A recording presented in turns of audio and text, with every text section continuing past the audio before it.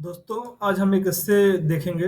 जो आप एस्से जानते हैं, आप आईएसपीसीएस या सिविल के जितने एग्जाम होते हैं उसमें और भी एग्जाम में बहुत इम्पोर्टेंट होता है। तो एक छोटी सी कोशिश है हमारी। तो पहला टॉपिक है, क्या यह नीति गतिहीनता थी या क्रियान्वयन गतिहीनता थी जिसने हमारे देश की समृद्धि को मंथर बना दिया था। एक चादर सास से एक चादर सास ने सारे जहां पर डाल दी। इस अंधेरे की सड़क उस भोर तक जाती तो है। उपनिवेश की चादर से ढका हर भारतीय समाजवाद के खिलाफ कष्टपूर्ण लड़ाई लड़ रहा था, जिसके पीछे उस भोर की उम्मीद थी जो स्वतंत्रता के साथ आनी थी और जिसमें सुख शांति और समृद्धि के जीवन का फल छुपा था। आजादी के बाद हमने नियति से साक्षात्कार के लिए तेजी से कदम भी बढ़ा दिए और हमने कई उपलब्धियां भी अर्जित की, किंतु स्वतंत्रता के 70 वर्षों की उपलब्धि को पीछे मुड़कर देखने पर ज्ञात होता है कि हमने काफ़ी दूरी तय कर ली है, लेकिन अभी भी इस लक्ष्य से काफ़ी दूर है। हमारी गति धीमी है या यूँ कहें कि सुस्त है।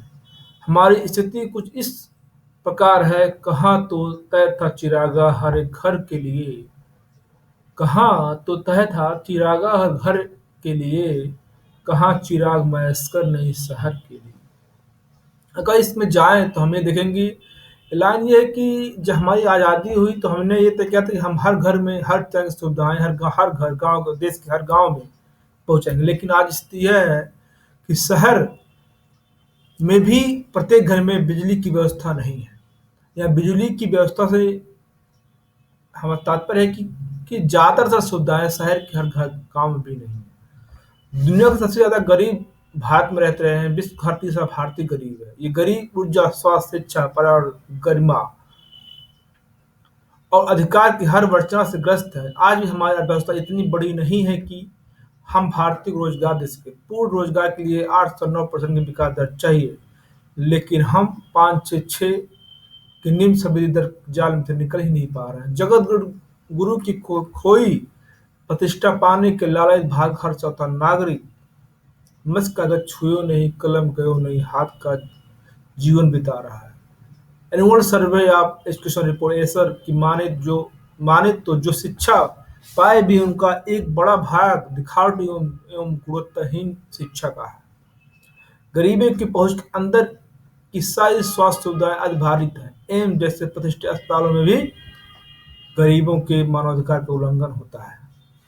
आजादी के शुरुआती 3-4 चरणों में भारत 3 से 4% की निम्न समृद्धि ही पा सका, जिसे हिंदू ग्रोथ रेट के नाम से जाना गया। किंतु उदयगढ़ के बाद हमने समृद्धि दर बढ़ाया तो 9% की उच्च दर तक पहुंच गई, किंतु यह गति हम लंबे समय तक प्राप्त न कर सके। और हमारे जैसी छोटी अर्थव्यवस्था वाला देश चीन आज हमसे 5 गुनी बड़ी अर्थव्यवस्था है। हम प्रति व्यक्ति आय में निम्न मध्य वर्ग वाले देश हैं। ऊपर से राष्ट्रीय समृद्धि का 55% शीर्ष 10% लोगों के पास। आर्थिक विषमता का चौथा चरम स्थिति गरीबों के जीवन और कष्टों बनाती है। कहा जाता है कि बिना व्यवहार के विचार बुरा होता है और बिना विचार के व्यवहार घातक होता है। भारत की धीमी समृद्धि की गतिहीनता विचार और व्यवहार दोनों स्तर पर दिखाई जा सकती है। आजादी के बाद हमने मिश्रित अर्थव्यवस्था अपनाया, जिसका झुकाव समाजवादी मॉडल की ओर था। निजी पूंजी के प्रति अविश्वास के कारण लोग उद्योगों के रूप में हमने सरकारी पूंजी का भी बढ़ा दिया। इन उद्यमों में हमारा मुख्य बल भारी मशीनों का निर्माण करना था।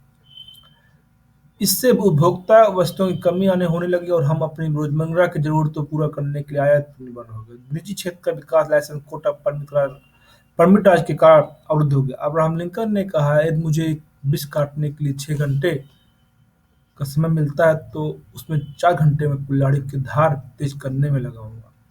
यह उक्ति बताती है कि किसी कार्य को सिद्ध करने के लिए तैयारी का महत्व सर्वोपरि है। यह तैयारी वस्तुतः उचित नीति निर्माण ही है, जो कार्य के गुण दोषों और चुनौतियों का पूर्वानुमान लगाकर तैयार की गई हो। इनमें कोई भी त्रुटि असफलता को असंभावी बना देती है। ऐसी ही त्रुटि हमने गरीबी और मानव विकास की नीति के निर्माण में की थी।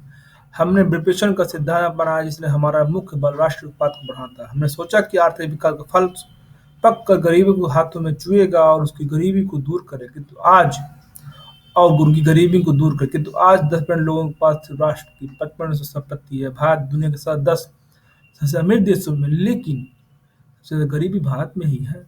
समावेशिता इतनी बढ़ गई है कि हम चरण की लाभांश लेने उठा पाने में सक्षम नहीं है। थैंक यू दोस्त, दूसरा पार्ट थोड़ी देर में हम बताएंगे।